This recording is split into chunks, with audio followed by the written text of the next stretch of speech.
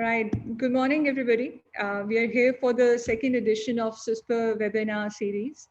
The Center for Security Strategy and Policy Research, as you all know, is an autonomous think tank housed in the School of Integrated Social Sciences at the University of Lahore. It is our pleasure today to host the inimitable Praveen Sawhney from across the border. Praveen Sawhney took to journalism after 13 years of commissioned service in the Indian Army. He has been editor of Force magazine, a magazine on national security and defense since 2003. He's the author of 3 books, The Defense Makeover, 10 Myths That Shape India's Image, and the second book, Operation Parakram, The War Unfinished, and a third one, Ballistic Missile Imperatives Between India and Pakistan. Praveen writes on strategic defense and foreign policy issues. Before starting Force magazine, Praveen was the South Asia correspondent based in New Delhi with Jane's International Defense Review, Jane's Information Group, Survey UK for 6 years.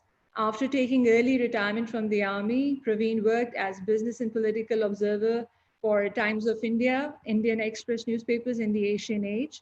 He has also been a visiting fellow at the Royal United Services Institute, RUSI, London, and a visiting scholar at Sandia National Laboratories, Albuquerque, US.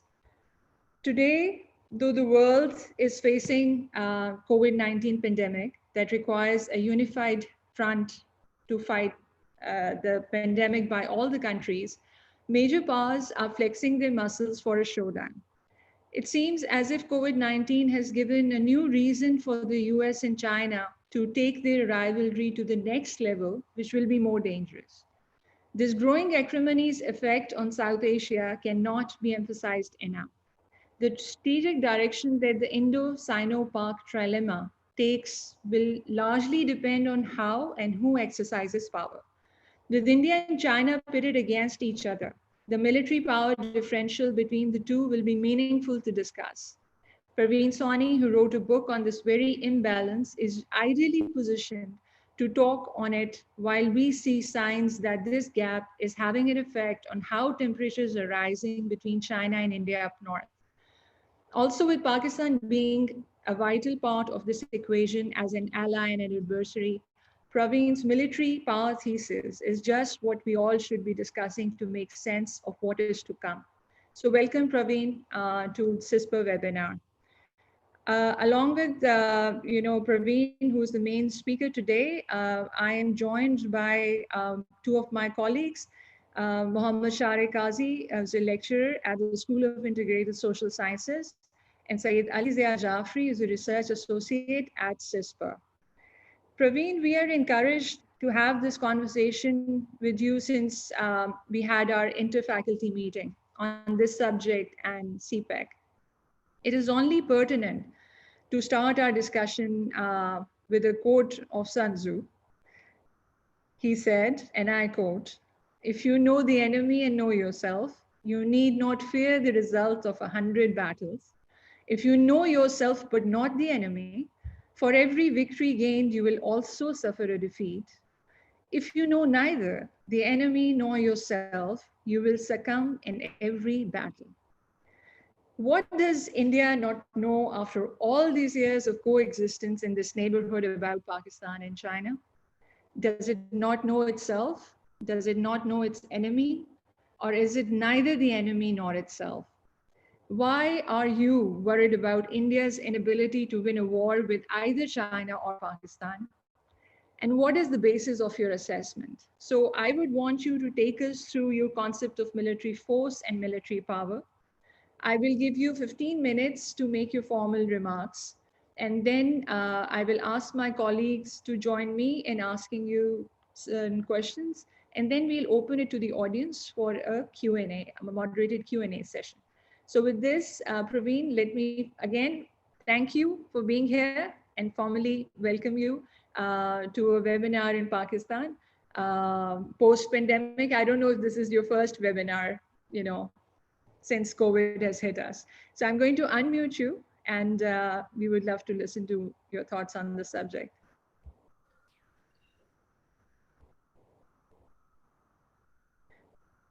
Let me unmute. Yes, yes. Thank you so much for inviting me here. I think it is only appropriate that I start with putting these three countries, since we are discussing these three countries, China, Pakistan, and India, let's put them into a strategic matrix. Where exactly do they fit in? Because everything else follows from there. So let me take on one country at a time and see what I think where it fits in. Starting with China, China I see as a geostrategic player. Now, geostrategic player by definition means a country which has the capability, capacity, and the political will to influence events way beyond its borders.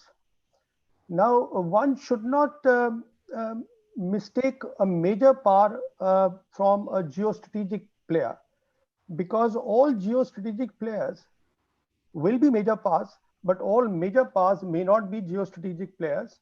Today, what we have is three geostrategic players which will change the geopolitics not only of the region but of the world, and that is America, China, and Russia. Now, having said that, China as a geostrategic player, it has a roadmap also of about how it wishes to accomplish what it wants to do beyond its border, and that is encapsulated in what is called the China Dream. Now, to fulfill or accomplish the China Dream, it has a mechanism, which is the Belt and Road Initiative. Belt and Road Initiative has two parts. One part is the hard infrastructure that most people are conversant with. Most people keep writing about how it has gone and what is the problem. The second part, which is less written about, is the digital Silk Road. Now, this was incorporated in the BRI 2 years later. BRI came in 2013, this came up in 2015. Now, digital Silk Road had a very interesting addition, and this addition happened last year. It got something called a technology road also in the digital Silk Road. Now, this is very important because now what the Chinese are looking at is Chinese are looking at technology. They are looking at the new age technology, the 5G wireless. They are looking at Beidou, their satellite system. They are looking at artificial intelligence. So what they are looking at is they want to use this technology through the digital Silk Map, give it to the countries which are on board BRI, and they also have a time frame to do this. And the time frame is, for the last 2 years, the Chinese have been working on what they call the China Standards 2035. And I think sometimes next month, this is to be unveiled to the world. Now, that means in 15 years' time, what they want to accomplish is they want to set the global standards for the next generation telecommunications and artificial intelligence, which is cloud computing, Internet of Things, big data, all those things come in that. Now, what is the big deal here? The big deal here is that when you set the global standards, you basically give a roadmap to the people. You tell the people that, look, these are the standards which are required for interoperability, how they fit in the services in that, how they put in the products in that. So they are trying to create those global standards, technical standards here. Over the next 15 years, this is what they wish to accomplish. This is difficult. I'll just come to that a little later. So the whole purpose is that if they can get a larger market share with their companies coming in, because they have created some global standards, they get interoperability, then they get a huge amount of data also. See, this is the commerce side. In trade and commerce, they actually have unveiled a very sort of a comprehensive and inclusive plan, which wasn't really in the earlier BRI. It has come slowly and gradually it has come in. Another significance of this China standards, I'll come at the end of my presentation here. Now, insofar as the military is concerned, how does it benefit the military when they come up with these China standards? It will help in many ways. It will help in the kill chains, which is the sensor shooter loop. It will help in the sensor fusion and management. It will help in information support. It will help the ballistic missiles for the position the cruise missiles and the hypersonic missiles for the position navigation and timings for the BRI nations. Because after all, what they are trying to do is, when they say that, all right, you come and join BRI, they are offering to those countries two things. They are offering prosperity to those countries. The prosperity to the country they are offering through this plan that I just told you. That look, we will take you to the next revolution. We will take you to beyond the digital age to the age of artificial intelligence, which means that it's an entirely different ball game they are offering. And along with that, what they are offering is a cooperative security.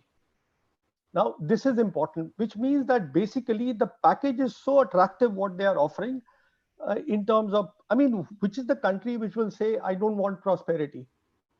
So this is precisely their entire plan, which has unfolded. The significance of the BRI has been understood by the world. So this is where China stands. Now I come to Pakistan.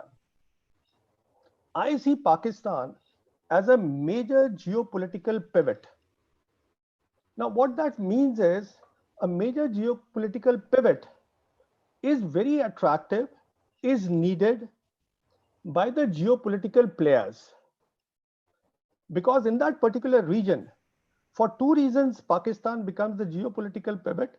One reason is Pakistan's geography, and the second reason is Pakistan's professional military. So, based on these two big pillars, the geostrategic players, all the three, Russia, of course, now is getting in the game. Otherwise, China and America, they both would like to have support of Pakistan. And Pakistan, in turn, what it is doing is, the second point is, insofar as its foreign policy and security policy is concerned, it is hedging bets. It has a hedging strategy, which it has adopted, which is perfectly fine for the country of the size of Pakistan. Now I come to India. India, unfortunately, there is a contradiction in its strategic thinking. And the contradiction is, on the one hand, India says that our foreign policy should be autonomous. Now, when you say autonomous foreign policy, basically you are sending a message which the Americans have still not got, that look, we cannot be a swing state for you in the Indian Ocean region. So this is one thing that they are saying very clearly, the Indians. On the other hand, like Pakistan, they have adopted a hedging strategy. Now, two things don't go together. You can't have an autonomous foreign policy. At the same time, you say that I will be hedging my bets always.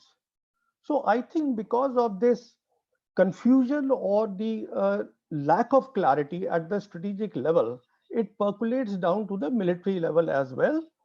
I believe that because of this lack of clarity, the military is not very clear about the threats. Indian military, it is not very clear about the shape of the next war. It is not very clear about the technologies and how they are shaping the geopolitics. So these are the issues involved here. Now, having given this big matrix of the three countries, after all, they have to play the game somewhere. Where do they play the game? And the game obviously will be played by the lone geostrategic power here, which is China. And the theater for this play is the Asia Pacific theater. But the but here is that something is happening at the global level, which will have a direct impact on this Asia Pacific theater. And what is happening at the global level is not really the pandemic. You see, what is happening is it's a bipartisan issue. In fact, I have thought so many times that President Trump needs to be congratulated from the American perspective for have built the cat. What that basically means is this is not a trade war. This is a war which will continue. This is a technology war. This is a war for supremacy of technology, which the Trump administration has started. And irrespective of whichever administration comes now, it will continue. And what it involves is a very key important thing. And that thing is that China is excellent. Chinese are brilliant in artificial intelligence applications. What they don't have is the artificial intelligence ecosystem. What they don't have are the semiconductors and the chipsets. The chips are designed in US, they are manufactured in Taiwan and South Korea. They don't have the software frameworks which are required for the algorithms, artificial intelligence algorithms, because the software frameworks are being made by Google, Microsoft, Apple, all American companies. So basically, unless they will not have an ecosystem of their own, what they have is, and which is what has got the Americans worried, they have taken a lead in the 5G Huawei 5G wireless telecommunications. They have created the standards. And this is what has got the Americans worried that look, they have leapfrogged. So now the Americans are trying very hard to get them back, and which is by trying to deny them the microelectronics, trying to deny them the chips. So all this is going on, and this is not ending in a hurry. I would say that this will continue for the next 8 to 10 years. And the reason I'm giving a time frame of 8 to 10 years is because this is the time frame that China will need to become self-sufficient in artificial intelligence. They have already invested a lot of money, but this is the time they need. Now, all this will impact on the Asia Pacific region. This will impact, so India will get more room for maneuver for hedging the bet. Because right now the Chinese are under tremendous pressure, but their plans are such. In fact, they started, companies like Huawei 2 years, 3 years back, they started investing in the ecosystem. They realized that without chips, there is no artificial intelligence. Now they are trying to create their own software frameworks. They're doing all that. It will take a long time. Now coming to this region, at the same time, what they are doing is, if you divide, and which is sensible to do so, the Asia Pacific region in two parts. If you look at the Western Pacific, now the fulcrum of the Western Pacific are ASEAN countries. And I think in my assessment, they have already accomplished the task there, the PLA. They have been able to militarize that. Now the Americans and the rest of the world saying that, look, we need to do freedom of navigation patrols is fine. But the deed has been done. They reclaimed the land, they militarized that, they are in control of that land. Now come to the other side, to the Indian Ocean region. A corresponding fulcrum, for me, as the ASEAN is to the Western Pacific, it is South Asia as a whole. Now, this is where the Chinese have already come. This is where, except for India and Bhutan, all the other countries are on board. Now, the big question here is, BRI is here, a lot of problems are happening, even with Pakistan also. I mean, one keeps reading the reports that there is a slow and some problems are happening. But you see this digital Silk Road that I spoke about, this has a very major security dimension. And this is where the Pakistan military steps in to see that this is accomplished on time. So this is where India is now basically in a situation, my last line would be, in the own region where it is hedging the bets on the Americans, basically on their side, because they still are the technology and the military superpower, knowing fully well that the neighborhood is insecure. Now, you see, if your neighborhood is insecure, how far can you go? So this is where the situation is right now. So This will continue, this war will continue. At the same time, I do not see any work on the BRI stopping. In our region, when I say BRI, I'm talking now of the digital Silk Road. This will continue. Thank you.